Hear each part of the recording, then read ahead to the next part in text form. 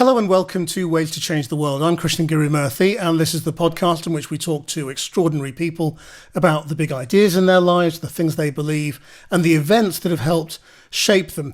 My guest this week has become one of the most familiar faces through the pandemic and through the coverage of it on the media. She is the Professor of Global Health at Edinburgh University. She's an American, but she has moved to Scotland with her family. Professor Devi Sridhar, welcome.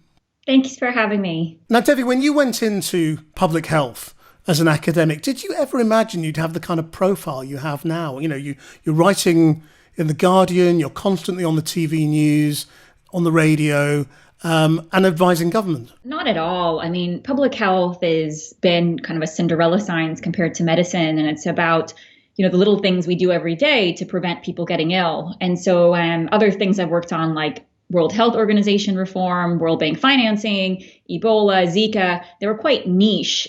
So it's strange to be involved with something that's affecting everybody's lives on a daily basis. I mean, you've now got quite a profile, haven't you? An extraordinary sort of social media following, hundreds of thousands of followers on Twitter. And I mean, you're part of the conversation. I mean, I guess that's a sort of a public health dream in a way, isn't it? Because, I mean, you're trying to get people to think about what's safe. Yeah, I mean, not as many followers as you have, Krishnan. But yeah, I mean, I think what has been helpful to people is to provide, data, evidence, and kind of just facts without any kind of spin attached to it, and then let people make informed decisions about how much risk they want to take, about their attitudes towards different policies, and to understand that when governments make policies, it's not just based on public health. They're having to balance all different kinds of concerns. So it's useful for people to have perhaps voices like academics who can just give them the unfiltered public health input to help them in their daily lives decide what they want to do. Your message, because I've been interviewing you, I guess, pretty early on in this pandemic, has been very consistent. You've essentially been saying the same thing with different levels of urgency and detail. Have you been tearing your hair out through 2020? I think I did reach a point probably in April when I didn't understand when the UK was in lockdown, why we weren't moving faster to exit lockdown, to have actually a strategy to get out of it. Because you could already see from February that we would be stuck in lockdown release cycles unless we had a more strategic way through this crisis. But I think actually I've become quite zen as well over the past 10 months, where at a certain point you can just do your part, you can just play your role, and then you have to walk away for yourself and for your own mental health and your own sanity to say, I've said what I have to say, I've written it down, I've spoken it, I've talked to people, and then it's up to government and up to people then to decide what they want to do. That's not my role. I mean, essentially what you've always said is that we should have been more like the East Asian countries. And we should have done a lot more testing and sort of minute control of outbreaks, and that might have been the way to avoid some of the big national lockdowns that we've had. As time has gone on, do you still think that was possible? Because, don't you also have to see public health in the sort of the cultural context? Are we just too different to the East Asian countries? Well, I think the funny thing is how much people overstate the differences. I mean, our lockdowns in the West, in Spain and Britain and France, have been harsher than many of the measures that East Asian countries have done. They're looking at us and thinking, what, you're going into a second lockdown or possibly a third one? I mean, South Korea had restrictions, but they never really locked down people in their homes. So I think we overstate sometimes the differences. I think the real difference was that East Asian countries saw SARS and said, we got to eliminate this, drive it low. We cannot let this go through any age group. And Western countries saw flu and went with their flu pandemic planning because that's what they had expected to see. So in a way, what you expected to see was what you saw, and then it kind of played out according to that. And as time goes on, we see, actually, this is probably more like a SARS-like event than a flu-like event. But I mean, you've been saying this literally since, I think, April. So why are we still having this conversation? Maybe I've been on mute for months. I don't know. I mean, I've been saying this in mid-March. I did a piece right after the UK stopped testing and tracing on March 12th. I did one on the 14th in The Guardian where I just said there are lessons from East Asia on how to control this. This is not uncontrollable.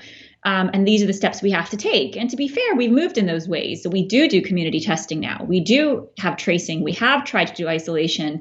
Eventually, border restrictions were brought in. Face coverings took months, but we got there. Now we have face coverings. So in a way, we have seen progress according to, you could say, the playbook of how to manage this. But it's just been slower than we'd like. And I think the summer was also wasted when that was a real chance to kind of really hammer down. People just thought, oh, is there going to be a second wave? And we spent lots of time debating that instead of saying, yes, there is going to be a second wave. How do we avoid it being a wave and not just a bump? But do you understand why, even though we have spent an absolute fortune on test and trace and all the systems around this, we haven't been able to make it work as well as some other countries? Well, I'm going to be blunt in my usual style and think it's because I think we have a government that's prioritized making money for private companies and trying to kind of get the most out of the public system for enrichment rather than actually working for the public good. It doesn't make sense in the UK that we have one of the worst economic prognosis among the G20, that we have one of the highest per capita death rates for COVID. A lot of NHS services have also been paused, leading to excess mortality in other areas. And we've spent the most on the COVID response. It just doesn't add up. And if you start to look at the contracts for PPE, for test and trace, I mean, they didn't really go down the route of the interests of public health. They went down the interests of how do you make enough money from this crisis, if I'm being completely blunt, having assessed this over these months. But what is it that they've actually been doing wrong? You know, that means that they haven't been able to make test and trace be enough. Essentially. Well, a couple things. So first, testing. It took forever to get them to get testing up and going. It took weeks and weeks. We were spending in the end of March, debating, does testing matter? I don't know if you remember those debates over should we test at all? So finally, we reached the point, yes, we should test. And at that point, you could get tested if you were wealthy and you could go afford to buy a test in London, but you couldn't get tested if you were a health worker on a ward, working on a COVID ward with COVID symptoms. So we eventually reached the point where, yes, testing matters. But we wasted time. And when we were debating that, other countries were getting reagents, setting up their labs, talking to diagnostic manufacturers, acquiring antigen tests. They were racing ahead while we were stuck in a circular debate. So that's the first thing. So finally, we got there with testing. Then tracing. Instead of going locally through NHS boards, we went through a centralized system that was outsourced to Serco. So it was a Serco test and trace and contact tracers. I mean, it's detective work. So you can't just take people and say, okay, you're now a contact tracer. It's actually a way of recruiting people to study how people interact and move and how likely is it that people around them would have gotten COVID. So second piece. And then the third piece, and I think Europe as a whole has been weaker on this, is isolation. People have to isolate. And to isolate for 14 days is a major ask. So other places have done it, like New York City their rates are really high for isolation because they offer financial support. They pay people to stay home. So it's your job to stay home. They secondly check up on you every day. So emotional support, practical support if you need groceries, if you need medications. And third, they offer hotel rooms. So if you don't want to infect your elderly family members, your flatmates, those you live with, they take you out and put you into a managed kind of facility, which then they also take care of you in to make sure you get a taxi there and back, that you're checked up on. So I think the proof is in the pudding, in a sense, the devil's in the detail. You have to actually work through it in each part. You can't just say, oh, we're announcing a big test and trace. It has to be how you actually run it. And what do you think public attitudes have been like, as time has gone on? Has that become a factor in making these things work? That people have become weary of the rules and weary of lockdown and restrictions and have been seeking often ways to get around it. Of course. Fatigue has set in, and I think it hasn't helped that we've had really high profile figures breaking rules and then kind of being seen as oh, are we being taken for a ride, that some people aren't following them, but we are, and we're making sacrifices, and why are we doing that? I think also one of the really damaging debates has been over lockdown versus COVID. Is the cure worse than the disease? Instead of what we learned, that actually the more COVID increases, the more your non-COVID harm also increases. And the less COVID you have, the less non-COVID harm you have. So actually, the way we've been seeing the problem has maybe been wrong of weighting COVID versus non-COVID harm. So I think that debate has been damaging in the public space because, of course, it's rational to ask, is the lives of thousands of people worth, the lives of millions based on the economy? Or actually what we've learned is if you try to go for an uncontrolled epidemic, you're going to sink your economy. So you're going to increase all kinds of harms altogether. That's been, I think, one of the lessons. How has it changed your view of the United Kingdom not being a Brit yourself. Yeah, well, I am kind of a Brit. I'm not British American, so I kind of see myself across.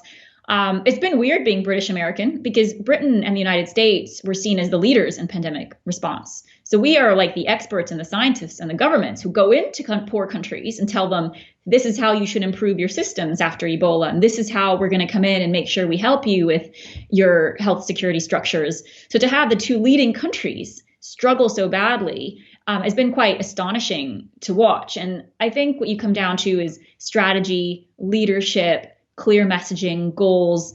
And I think in Britain, I don't fully understand it, but I think it's a particular leadership at a particular time. I can imagine following his work, if Jeremy Hunt was prime minister, he saw this clearly as a SARS-like event. That's what he's spoken about. He saw mass testing. We might have gone down a different route, or in the United States, if we had had Hillary Clinton as president. So I think it shows also about leadership and having the right kind of people in the right roles when a pandemic hits.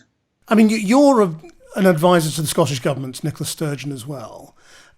Now, much has been made of, or was made last, in the middle of the year about the different approaches.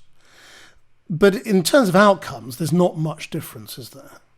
So why is that? Well, I think what it comes down to, and this is something I've learned because I was not into politics or understanding kind of the financial arrangements, is that you have four nations, but they're all tied together. So in a way, their destinies and their fates are tied because we're all a same country. And so while Scotland could diverge a bit, it's kind of like being attached to a train. You can kind of slow it down a bit. So we tried to come out of lockdown a bit slower. We tried to do test and trace differently. We tried to have better messaging. But in the end, our fates are kind of tied together. And the two things I think really sank Scotland in the summer, because sequencing has showed that the first strains were eliminated in July. But the new strains that kicked off the second wave were reimported, was one, not being strict enough on travel restrictions. So once you have low prevalence, how do you seal off and protect it? And secondly, the university return of having a lot of students move around the country and not having testing or quarantine managed in a way that meant you didn't kick off new outbreaks. The other thing I'd say is we've learned a lot about underlying health. And in Scotland, a lot of the population, not a lot, but a part of the population is very unhealthy. So we have issues around obesity, overweight, comorbidities like diabetes and heart disease. And so you realize having just a healthy population puts you in a better position for a pandemic than if you have one that's unhealthy going into a pandemic. Why are you in public health yourself? And why did you choose it as a discipline?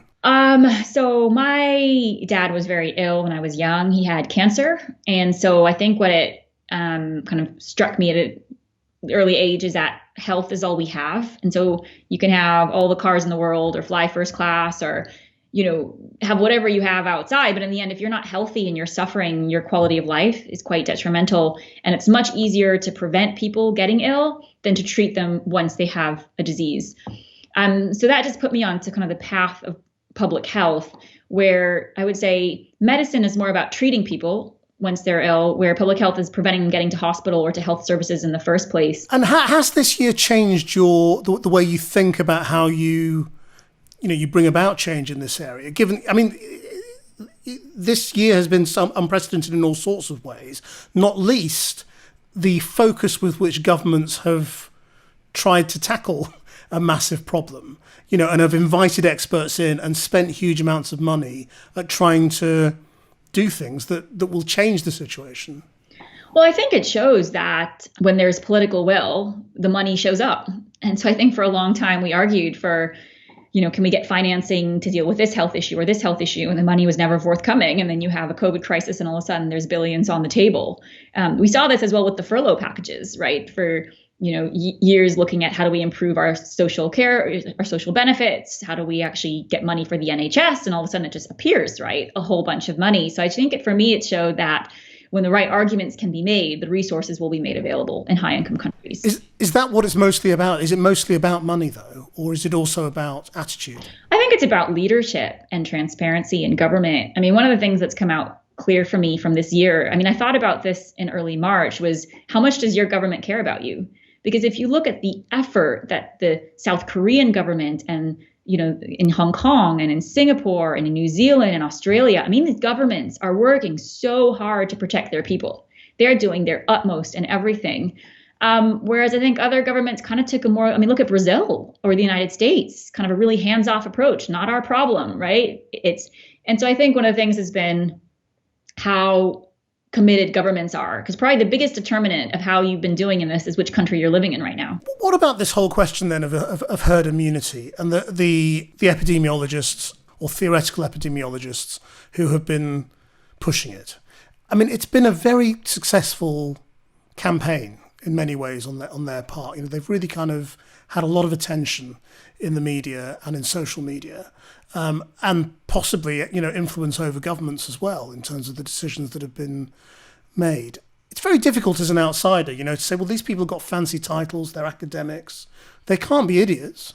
So I'll say two things about that. First, the thing about academics, and having worked in academia now for a long time, is academics put down their marks very early, and they don't want to be proven wrong.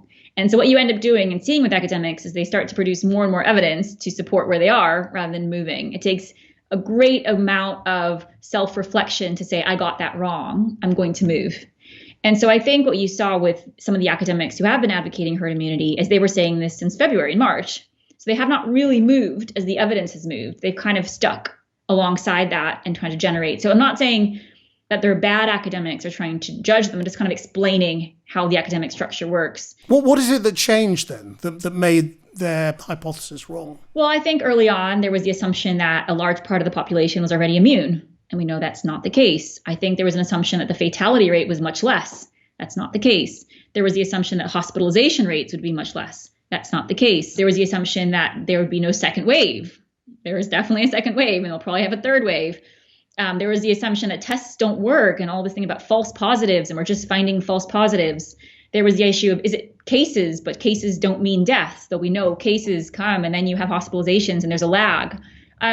So I think sometimes there were these kind of, I call them distractions, because we wasted the summer going in circles rather than actually getting down to hard facts, which is, this is a really hard crisis. And it's easier to sell comforting lies than it is to tell hard truths. How's it affected you? I mean, I presume your social media feed is flooded with this stuff as well. I think I changed. So at the start, I took it quite personally because you're just not expecting to it. So, think back to February. I mean, I would get teaching evaluations from students and I'd get 50 or 100 back. And if one said your lecture was boring, I would be destroyed, being like, how could I have been boring? I need to have more jokes. I need to be more engaging. So to go from that to being like hundreds of daily messages saying all kinds of things with bad language, and it was astonishing. And I kind of have just now, it's almost like a disembodied experience that I still get it, but I kind of don't take it seriously. It's part of being, I think, a public figure. So I kind of laugh half the time. I mean, you're called a globalist, you're called a nationalist, you're called a Bill Gates thing. I get no money. I'd love if Bill Gates would fund our team. He doesn't. I'm kind of, again, coming back to the start, like quite zen, where I'm just like, I think, and this is actually my message for younger women who are watching, because a lot of my team are younger women, and they ask me, how do you cope? And I'm like, well, if you're going to do media work, I'm going to tell you, you're going to get a lot of trolling. You're going to get people making all kinds of comments. You just got to ignore it and kind of brush it off and keep going. And that's it.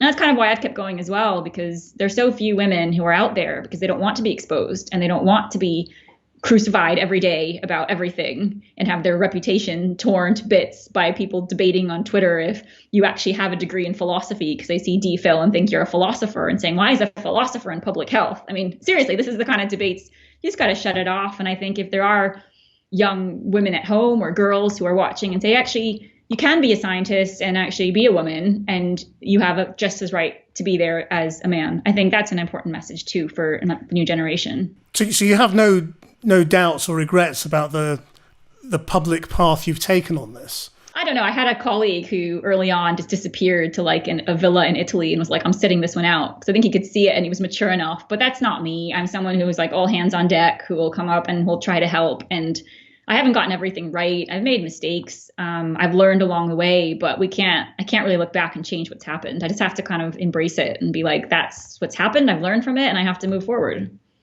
What do you think the mistakes are that you've made?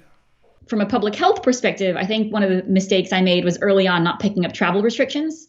So I was asked early on in January and February, should we be implementing travel measures, like harsh measures, like East Asian countries in Europe? And I was like, well, based on working on Zika and Ebola and looking at SARS, I don't think it's really effective. And I think that was wrong. And I admit that, and I held my hands up. I think face coverings as well. I was not as slow as others. But I think in January and February, would I have been saying to everyone put on a mask? I probably wouldn't have been. I have changed. But I think I probably switched around March. So I think I'm willing to hand up and say, like, there are things that in the next pandemic I've learned from. And I think even interpersonally, early on getting into Twitter spats with, politicians who came after me, I probably should have just sat it out and just ignored it. I think a lot of politicians have tried to bait scientists and try to get them into political camps. And I kind of took the bait by responding. Because you had the Scottish complication of working for a SNP government and therefore drawing criticism from unionist politicians. Exactly.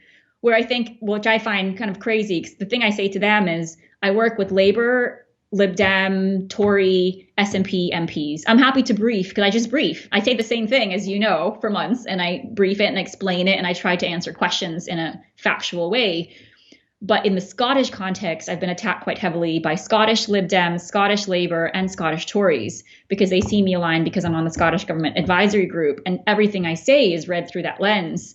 Where a lot of times I'm saying to them, like, I'm trying to help Labour as well, and I'm trying to help the Lib Dems, and I'm trying to help the Tories. Like, I've really tried not to be politically aligned. I haven't spoken about Brexit. I haven't spoken about other things, but I will consistently say what I think on COVID. And if the Scottish government listens to what I'm saying and goes in that direction, then it doesn't mean that I'm an SNP scientist. It means the Scottish government's assessing the evidence and assessing the advisory group work and going in that way. So it's been quite tricky. And I think it just, again, landing into a minefield, which I did not understand because I arrived in Scotland after the independence referendum. So I didn't really understand that. And I'm trying to be more cautious. But I also think it's unfair for politicians to go after scientists and their advisors. I mean, you've mentioned, what other young girls should think or feel about going into a career like yours. So, I mean, just let me ask you about, specifically about sort of sexism and racism in the world you're working in. I mean, how bad has it been? Has it been an obstacle? Has it been a problem you've had to consciously overcome? I mean, of course. I've been in a lot of meetings where I'm the only woman or I'm the only person of color.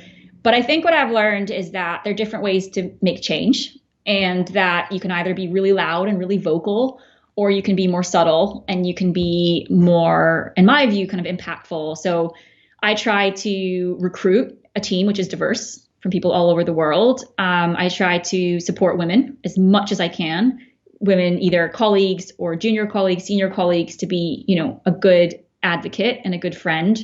And I try not to complain because I think it is what it is. And so you can either complain about it or you can pick yourself up and say, actually, I'm going to make change and I'm going to move forward and I'm not going to let it get me down. So yeah, I mean, sometimes it hurts. So I've gotten both from Americans and from Brits of like, get out of our country. Why are you here?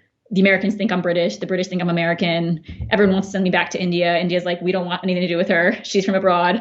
So you get a lot of that kind of stuff, but you could just laugh at it. I think my sense of humor has developed over this, where I'm just like, all I can do is try to represent my profession well and do my job well. And when I'm in meetings and in influential positions, try to shift the structures so they are more inclusive. What is it called? Like actually having a ladder to help others progress up, and to say that actually you can make it as a professor, you can make it as a scientist. But I mean, have you seen sort of basic sort of post-colonial racism in the decisions that Britain and Europe have taken, in not following the Asian countries who were getting it right? Of course, there's exceptionalism, right? There's clearly exceptionalism, American exceptionalism, British exceptionalism.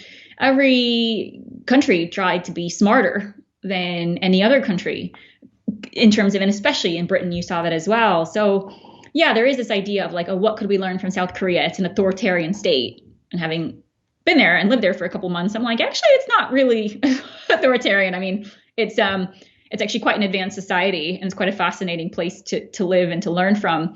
So I think it's definitely been there of kind of being quite insular. And one of the mistakes I think the advisory groups have done is not looked abroad enough. I think for me, I'm so influenced because I followed this from January. So I was following everything that happened in China on a daily, hourly basis and talking to colleagues there. And then I was following Taiwan and South Korea. So I'm so influenced in the Diamond Princess cruise ship. And that was like what Japan didn't know what to do with these people on these ships. They didn't know how it was spreading. They didn't understand, do we take them off? Do we keep them on? So I followed all that. So I'm quite influenced by that perspective, where I think for a lot of the advisory groups in the States and in Britain, like SAGE, they were so internal looking. They were just looking at Britain and not kind of picking that up. So it's definitely been there. And we're seeing this now with the States because Biden's team are coming in and I think perhaps underestimating the challenge of COVID, because the kind of the point I try to make now sitting in Scotland is we did the lockdown and we did the test and trace and we did the isolation and we've done the messaging and we eliminated practically the virus in the summer and had everything open. And right now we're back under restrictions and the situation isn't great. So this is a chronic, really difficult problem. And so especially for the United States, which is as diverse, as large, 280 million people, borders with Mexico and Canada, lots of mobility in and out. I mean, 70 million people voted for Trump. So I think like some of my American colleagues, I almost feel like this is a bigger problem than you think, because getting rid of Trump was a first stage, but there's a long way to go now. Do you think the vaccine is making people overconfident? Yeah, I think people think, it's like a silver bullet, and it's not going to be. It's a way out. So I think what we're going to see is richer countries like Britain are going to roll it out. They've already started, and we're going to get more and more of our life back by next summer. We're going to have really good handle on it. I think going into next winter, we'll be in a really strong position. But I think poorer countries are going to suffer for years. So I think for the world, the pandemic is going to go on for several years, and we're going to see a lot more suffering and a lot more cases and deaths. But I think what we're seeing is the vaccine is going to be hoarded by richer countries who are going to protect their populations, and then poor countries are going to be left behind. So this is kind of, I think, where we're heading. But when you raise this with the WHO, they say there's this massive fund that people are paying into, that the poor countries are not going to be left behind. Yes, the WHO has been trying. So full credit to Dr. Tedros. I mean, one of the things I think the WHO has been good at, and it's because they've had a leader who's, from Africa, who has been supported by the African Union, is they have been looking out for poor countries' interests, mailing them test kits, trying to get them briefings early on. And they've done remarkably well, poorer countries, through this, I think much better than anyone anticipated. But the WHO can't force countries to do anything. They can only ask them to. So yes, there was a resolution at the World Health Assembly and countries said they were all going to share, but that's just words. In the end, 80% of the doses have been bought up by richer countries. And the pressure by British public to get that vaccine is massive, as we know now. And they know the way that they're going to get back to some kind of normality is through rolling out that vaccine at a population scale, which will take months. So now is not the time, I don't think, that we're going to see solidarity globally. I think, if anything, we're going to see every country hunting for doses, which is what we saw with reagents, what we saw with PPE, it's what we saw with ventilators, it's what we saw with ZMapp during Ebola. It's just a new manifestation of it. So I think there's a disconnect between what countries are saying and what they're actually doing. How many of us in this country need to have the vaccine before we can get rid of the restrictions? Well, fully, you're probably looking at 80 to 90% of the population. So the vast majority of people. So one of the debates now I'm hearing among scientists is, should you just vaccinate the over 50s and let the under 50s just get COVID? I'm very averse to this because of the issues of long COVID and of morbidity in younger people. We know younger people are less likely to die. But I think also there's something about having an uncontrolled epidemic among children or young adults where there will be kids who will get really seriously ill and there will be young adults who will die. We've seen it with health workers. It's rare, but at a population level, it will become more common. So I think this is one of the debates now in the UK is going to be, I know Scotland has says it wants to vaccinate its whole adult population. The vaccine hasn't yet been trialed in children, so we don't know if it's yet safe. England, it seems like they're being a little more reserved and saying they're not yet sure what they want to do with the under 50s. And so I think here as well, we're seeing differences on how do we actually build up some kind of population immunity and how do we use a vaccine towards it. But once you sort of vaccinate the bulk of the population who are currently dying, is that enough to then say, well, we don't need lockdowns anymore and we don't, we can all go back to work and school is normal? Well, not really, because we don't know if the vaccine stops transmission. So this is one of the biggest questions. So we know it stops severe disease, but we don't know if someone who's had that vaccine can transmit it to others. So if you could stop transmission, then you could start vaccinating your care homes, your hospitals, your super spreaders. And so you wouldn't have to vaccinate everyone. You could just go after your hubs, and then you would know you could stop the chains. Just what you're describing is just vaccinate those at risk of death. You're still going to have a lot of younger people getting seriously ill and being hospitalized, which means your hospitalization rate is going to get you again. Because what we've seen is, people in their 30s and 40s won't die of it, but they might need oxygen. They might need fluids. They might need supportive care, which means your burden again is placed on your health services. And so in a way, you still have to suppress. Even with this, you'll prevent deaths, but you're not preventing hospitalizations. And that's what's causing you into lockdowns. So I think if we had a vaccine that stops hospitalizations, and we could roll it out at population scale, which is hopefully what this Pfizer vaccine does. If we have a treatment people could take, they get tested, they're positive, they could take it, prevents the immune response that causes the second week of severe symptoms, then that would help us. That would be transformational. But until you solve your health services issue, we're going to be in restrictions. And I think that's just how it's going to be for at least another 6 months. And what about international travel? Do you think we should have a sort of like a yellow fever certificate that we travel around with to say, okay, we can travel, and if you haven't had it, you can't? I think that's where we're heading. I think definitely. I think especially because we're going to have differences across the world in terms of how much the population is vaccinated. I mean, even still, though, the problem with the vaccine is we don't know if it stops transmission. So even if someone's vaccinated, they could still potentially infect others. So that's one of the challenges now, I think, with scientists saying, okay, yeah, let's just do that and let people travel freely. I think there are ongoing studies that Pfizer, Moderna, AstraZeneca are doing. And if one of those comes through and says, actually, we can stop asymptomatic transmission, we can stop, then I think we're going to definitely see people having to show they're vaccinated to attend football games, to attend school, to attend travel. And that's also a good way to get away from people being hesitant about vaccinations, because you're not forcing it. I think compulsory vaccination is not the way to go, but you're saying there's a strong incentive for you to get the vaccine. And as time goes on, hopefully there'll be more confidence if we get more and more data in on safety and on efficacy. How honest and open do you think we should be when it comes to the reality of vaccine safety? I mean, at the moment, it's very sort of polarized again, isn't it? It's either anti-vaxxers who kind of think it's all crazy and like, well, how can it possibly work when it's all been rushed through? Or it's the people who think there's absolutely no problem, just get on with it. Is there sort of data in between that we should also be honestly discussing? Definitely. I mean, I think the bulk of the population are probably in the vaccine hesitant category, which is like, they're not anti-vaxxers. They just think this has been developed so fast. It's a new technology. It's been 10 months. What are the side effects? What are the long-term issues? And that's perfectly rational. And I think there we just need to be honest and transparent. So what's convinced me about the safety is I was looking at the Pfizer data, and they've trialed this in 40,000 people, and no one had an adverse effect. And they've done this over several months, and it seems to prevent severe COVID-19 quite significantly. I mean, the effectiveness is around 95%. So part of me is thinking also, you're not really injecting the live virus into people. So you're not actually giving people, like with a live vaccine, the actual virus.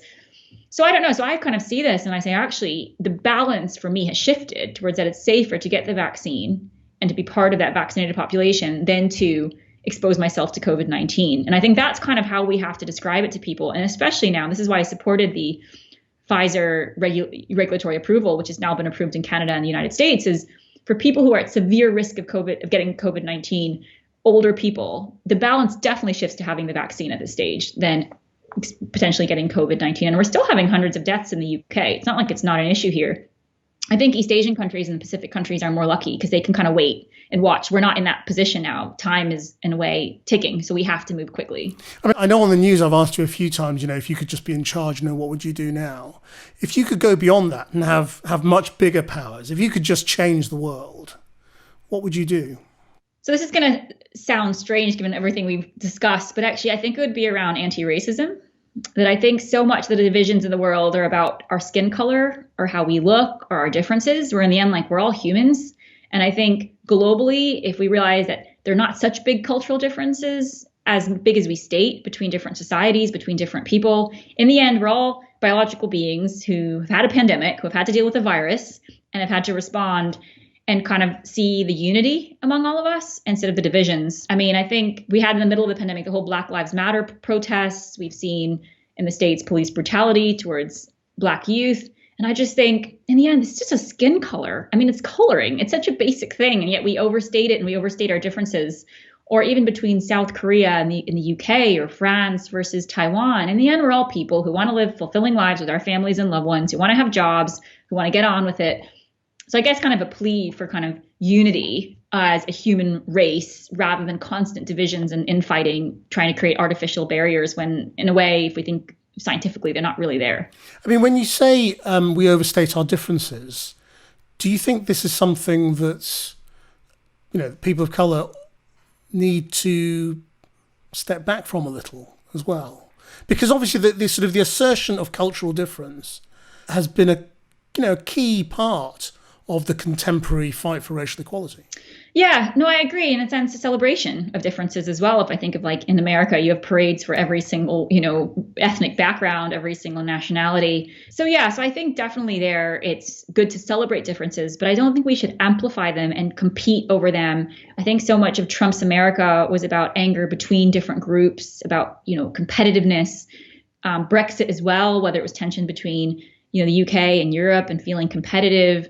It'd be great to have a society eventually where we have lots of different people from different backgrounds, intermarrying, and a whole kind of generation of people who are not put into a box of what are you, but actually just kind of, I know this is probably going in a whole different direction, but that's kind of one of my visions for the future of the world, where actually we just appreciate each other as humans and as beings, and not think of like, what's this color of your skin and what box are you ticking? Are you Asian, or are you Pakistani, or are you, Chinese, or whatever it is? Devi Sridhar, thank you very much indeed. Thanks for sharing your ways to change the world and your thoughts on the current situation. I hope you enjoyed listening to that. If you did, then please do give us a rating or a review so other people can find this podcast. Our producer is Rachel Evans. Until next time,